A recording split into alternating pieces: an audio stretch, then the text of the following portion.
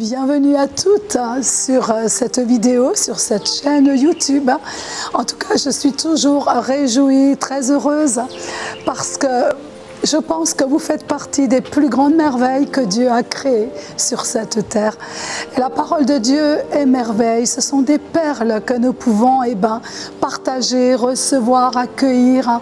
Alors accueillons un instant ce soir cette parole qui vient juste nous faire du bien, qui vient nous édifier et qui vient aussi nous faire grandir dans la foi.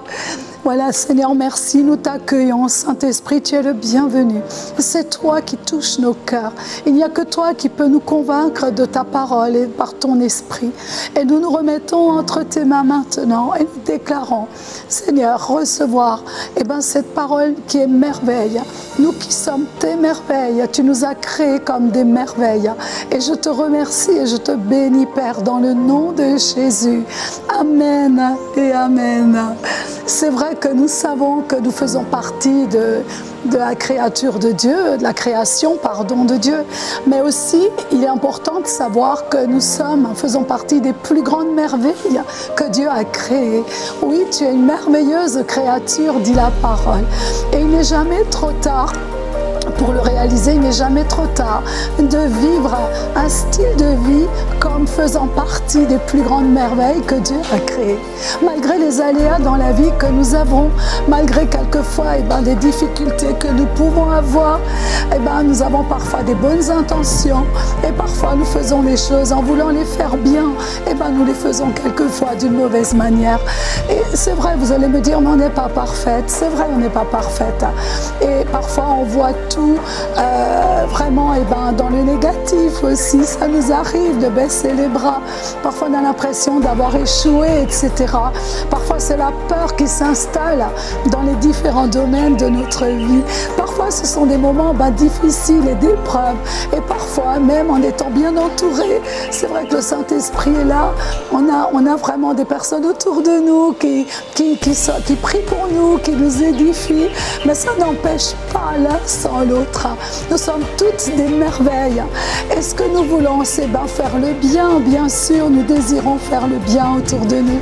Nous désirons pratiquer la parole. Nous désirons vivre la parole de Dieu. Et pourtant, nous avons des attentes aussi. Et quelquefois, nous quittons même notre challenge parce que nous sommes un peu déboussolés. Et pourtant, je peux te dire aujourd'hui, il n'est pas trop tard. Il n'est jamais trop tard pour que tu te rappelles de ces promesses si merveilleuses. Et j'aimerais prendre Ésaïe 51 avec toi, au verset 1 pour l'instant. Et la parole, elle est merveilleuse. Elle dit, écoutez-moi, vous qui poursuivez la justice, qui cherchez l'Éternel, portez les regards sur le rocher d'où vous avez été taillé, sur le creux de la fosse d'où vous avez été tiré.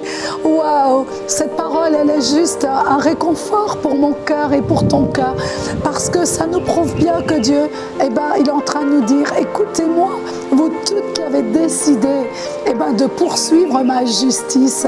Cela veut dire que parfois dans la vie, par moments, on ne l'a plus décidé. Nous n'avons pas décidé de poursuivre la justice. Il y a des personnes qui ont abandonné justement de poursuivre cette justice. Et Dieu dit à toutes celles qui ont pris la décision de poursuivre la justice de Dieu, d'écouter. Le Seigneur dit, écoute-moi, toi qui as baissé les bras. Écoute-moi, toi qui as fait du mal au lieu de faire le bien. Écoute-moi, toi qui es en attente. Écoute-moi, toi qui es en plein challenge aujourd'hui pour conquérir dans ta vie, pour conquérir pour le royaume de Dieu. En gros, n'oublie pas d'où tu viens. C'est ce que cela veut dire. Et n'oublie surtout pas qui tu es. Tu as été taillé sur le rocher. Waouh, c'est merveilleux. Dieu est un sculpteur et il a taillé ta vie d'une manière tellement délicate, d'une manière tellement précieuse. Et vous savez que l'effort que ça peut demander à Dieu de nous tailler dans un rocher, c'est impressionnant. Le sculpteur, combien, il est vraiment, c'est du travail, c'est un effort pour accomplir une merveille, une œuvre d'art. Et combien parfois elle est fragile, cette œuvre d'art également.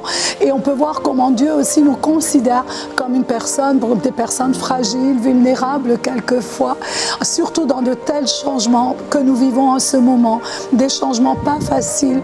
Nous venons de passer par un cap qui n'est pas encore terminé, mais nous savons aussi au travers de la parole du Seigneur dans quelle saison nous nous trouvons, parce que nous avons tout reçu de Dieu. Et il n'y a rien qui peut nous empêcher de poursuivre la justice de Dieu. Il n'y a rien qui peut nous empêcher d'écouter sa voix, d'écouter Dieu nous parler, parce qu'il parle et il a tout fait au bon moment. Il fait tout au bon endroit, au meilleur endroit, et nous sommes habitués. Pourtant, même auparavant, avant cette saison, nous étions conditionnés à croire que tout était un droit, que la bénédiction était un droit pour notre vie. Et vraiment, et tout est dû, tout nous a été dû. Et on pensait que ce que Dieu nous devait ne devait pas s'altérer. Mais quand les choses adverses arrivent, alors on se sélectionne pour subir un traitement injuste.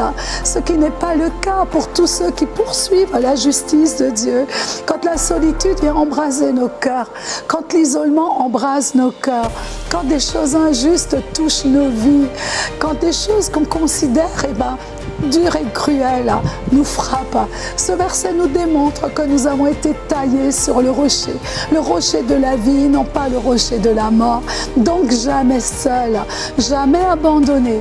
Il me ramène à me rappeler toujours d'où je suis sorti dans le passé, et il me ramène à nouveau à puiser à la source durant cette saison de la vie, cette source auprès de laquelle j'ai pu puiser au début où j'ai rencontré le Seigneur.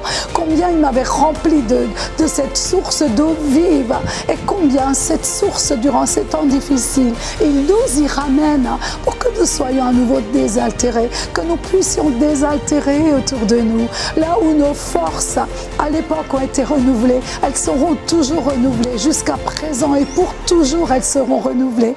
Au verset 2, j'aime beaucoup le verset 2 d'Ésaïe 51 qui dit « Portez les regards sur Abraham, votre père, et sur Sarah qui vous a enfanté, car lui seul je l'ai appelé, je l'ai béni et multiplié. » Quel exemple de foi, quel exemple de persévérance, quel exemple de positionnement à cause de la promesse, quel exemple de passer par le crible et le test, quel exemple, l'exemple d'une promesse sacerdotale et familiale au travers de la vision. J'y trouve l'appel qui n'était pas moindre, mais selon la grandeur et la puissance de Dieu. Pas juste une option pour ta vie ou pour la mienne, mais pour la première saison, la deuxième saison, mais une option que Dieu nous a accordée pour la troisième saison, pour ce troisième jour, qui est ce jour d'aujourd'hui, de cette saison d'aujourd'hui, pour cette église définitive, pour cette onction qui va grandir, se multiplier. C'est une saison prophétique,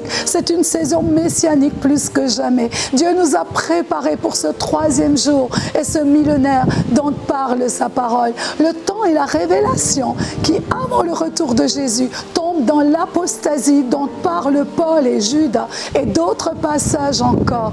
Nous ne pouvons pas rester bloqués dans la première saison de l'enfance spirituelle ou le deuxième jour qui est l'appel, mais sans la révélation, donc sans la puissance.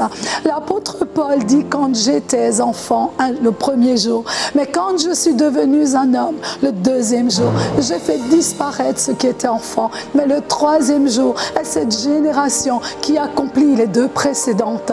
L'ennemi guette au travers de l'apostat, l'ennemi guette au travers de l'apostasie, la puissance au travers de la révélation le dérange et il cherche à affaiblir l'église du Seigneur pour éviter toute la puissance surnaturelle au travers de l'apostat dans les nations.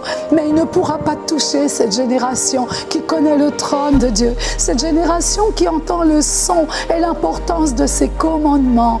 Le troisième jour, là où ma vie ne dépend pas de ce qui est charnel ou humain, mais là où le Saint-Esprit désire être la référence, et lui seul sera ta référence. Il rendra facile le fait d'aller venir dans l'esprit. La chair ne se mettra plus en travers.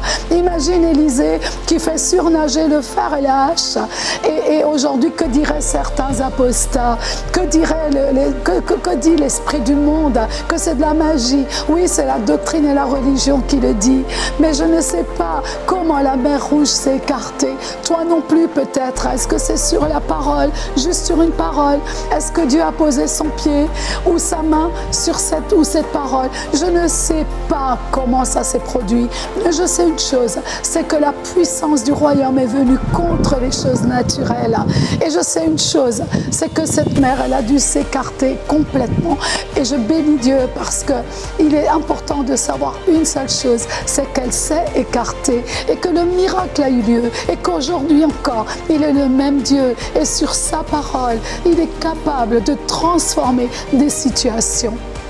Aujourd'hui, alors que l'apostat sévit déjà, il y a des équipes affermies, il y a des leaders qui se sont levés, qui se sont préparés pour cette saison, qui sont en train d'être testés par Dieu et par Dieu lui-même au travers d'un fait qui s'est accompli à la croix, au travers de la croix et pour la croix, au travers de l'onction de la résurrection.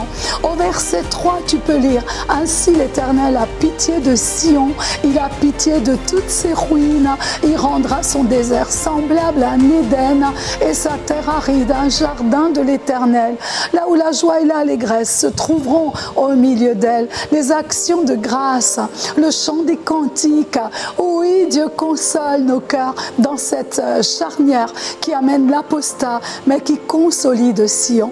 Toutes les ruines, les solitudes, les tristesses, et encore il sera le protecteur de ta famille, le protecteur de ton appel, le protecteur de ta vie, le protecteur dans ta nation.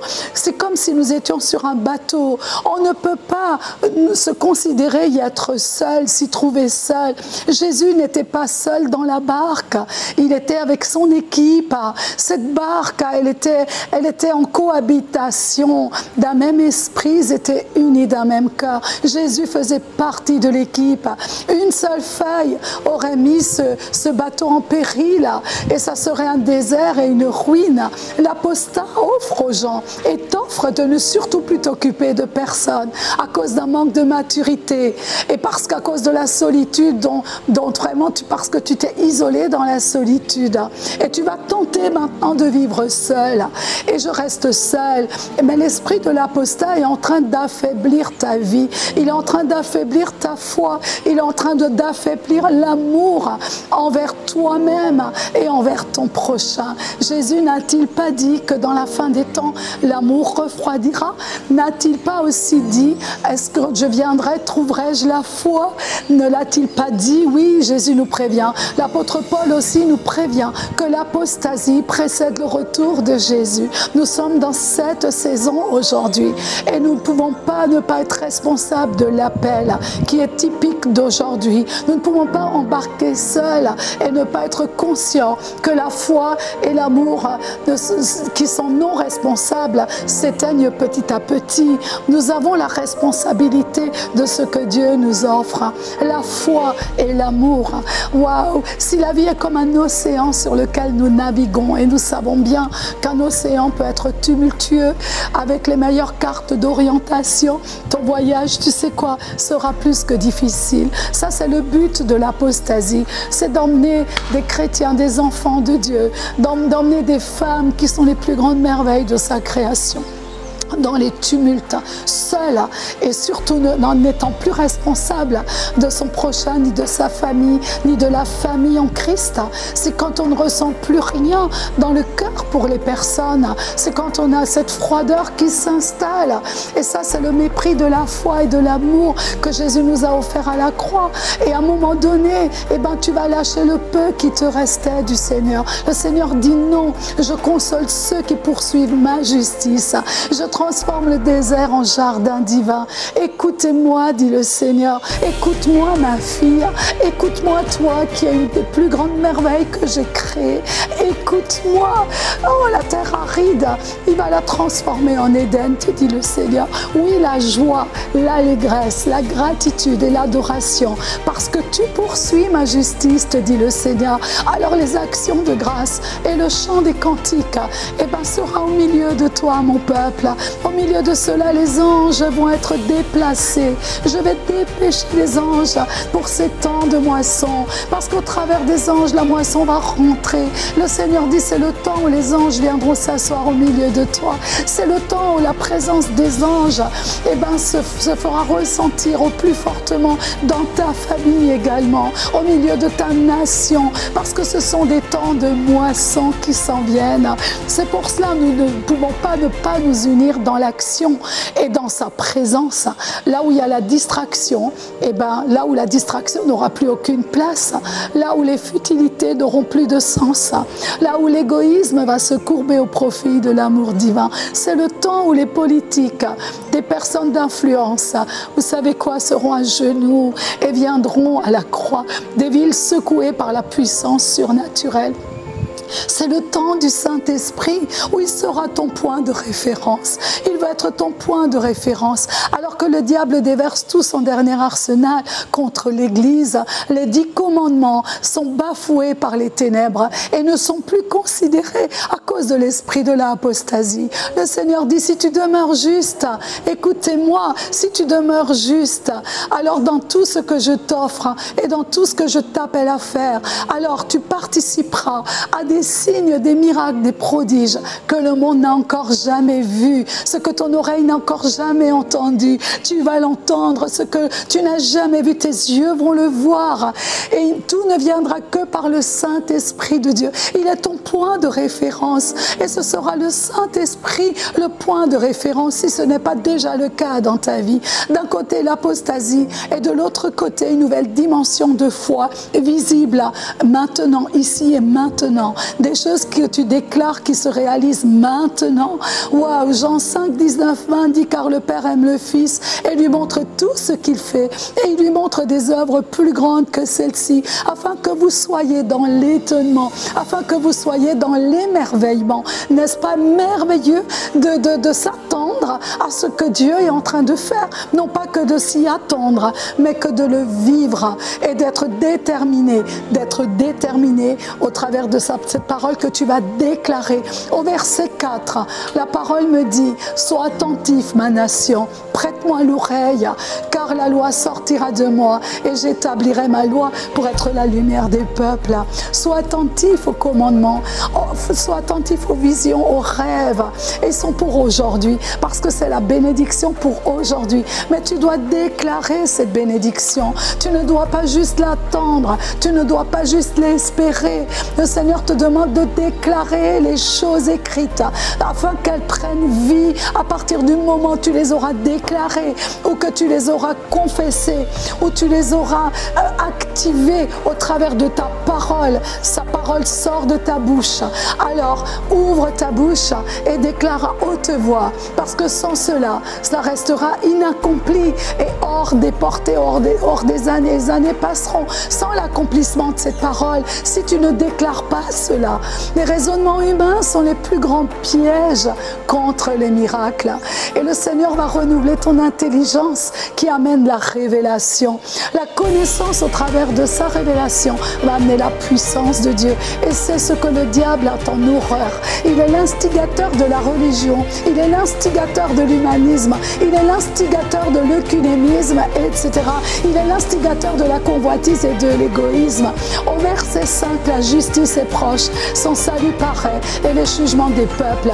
Même les îles espèrent en lui et se confient en son bras. C'est le temps suscité par le Saint-Esprit de Dieu. C'est le temps de mourir au désir de la chair. C'est le temps de marcher dans l'esprit, par l'esprit, pour l'esprit. C'est le temps de crier au Saint-Esprit et d'être renouvelé dans l'intelligence. Il est temps maintenant pour ta vie, parce que pour ce que tu as été créé, qu'au travers de toi qui est merveille de sa création, qui est une merveille de sa création, qu'au travers de toi puisse se produire les plus grandes merveilles de ce temps, de ce 3e jour, de cette 3e saison. Et je t'encourage vraiment à rester focalisé sur le Saint-Esprit de Dieu. Sans cela, l'ennemi est en train de faire une œuvre d'apostasie dans le monde, dans toutes les églises de la terre. Il est en train de rôder, cherchant qui arracher, cherchant à qui ôter la foi et ôter l'amour, cherchant qui il va pouvoir isoler, cherchant des personnes qui ne sont pas restaurées dans leur cœur, cherchant les failles et les faiblesses des uns et des autres. Attache-toi réellement au Saint-Esprit de Dieu. Crois en sa promesse, déclare sa promesse et tu vas voir s'accomplir les plus grands miracles qu'il n'y a jamais eu sur cette terre. Au travers de toi, que ce soit dans ta famille, que ce soit dans ton église, que ce soit dans ta ville, dans ta nation, sache qu'il va le faire parce qu'il croit en toi. Il croit en cette merveille qu'il a créée. Tu as été créé pour accomplir les plus grandes merveilles de ton Seigneur. Nous allons prier un instant et que le Seigneur fasse ce miracle dans ta vie déjà. Père, je déclare que dans la fin des temps, oui, tu lèves tes servantes. Tu les lèves, Seigneur, et parce qu'elles sont merveilles pour accomplir des grandes merveilles, Seigneur. Oui, Seigneur, elles entendent ta voix. Seigneur Jésus, tu viens, tu parles. Tu parles à quiconque a décidé de poursuivre ta justice. Seigneur, et ces servantes sont là, elles sont à l'écoute de ta voix. Et tu viens, Père, réactiver cette foi. Tu viens rallumer le feu du premier amour. Seigneur, afin que quiconque puisse aller à la source de l'eau vive, être rassasié, pour rassasier ce monde qui a tant soif de toi, qui a tant faim de toi, Seigneur. Ce monde, Seigneur, qui a besoin de rentrer dans le surnaturel. Ce monde qui a besoin de venir à la croix, Seigneur. Oh Père, nous déclarons l'appel dans la vie de chaque merveille, dans la vie de chaque femme que tu as tissée dans le sein de leur mère. Seigneur, l'appel, le prototype, l'original pour chacune est activé, Seigneur, dans ta présence, dans la présence du miracle. Et je déclare le miracle dans ton appel. Je déclare que tu sois renouvelé dans l'intelligence. C'est le temps de crier au Saint-Esprit de Dieu. C'est le temps réellement de mourir au désir de la chair. C'est le temps de se courber à la croix, de courber l'égoïsme. Oh Seigneur, merci pour l'appel de chacune. Merci de ce que tu les visites là où elles se trouvent. Merci de ce qu'elles reçoivent l'onction, la puissance de ton esprit. Non Seigneur, rien n'est terminé. Les temps sont difficiles peut-être, mais tu es toujours puissant. Tu es toujours le même. Même si la mer s'est écartée, eh ben tu continues à écarter ce qui doit être écarté. Seigneur, pour que ton miracle se produise. Merci pour ces femmes de foi. Merci pour ces leaders qui se sont nourris durant ces années passées et qui se sont préparés à rentrer dans cette saison maintenant, dans ce troisième jour. Que l'apostasie n'ait aucun pouvoir sur votre vie. Je veux lier ces ténèbres de subtilité, ces ténèbres qui viennent pour amener le doute, l'humanisme qui vient également pour prendre toute la place.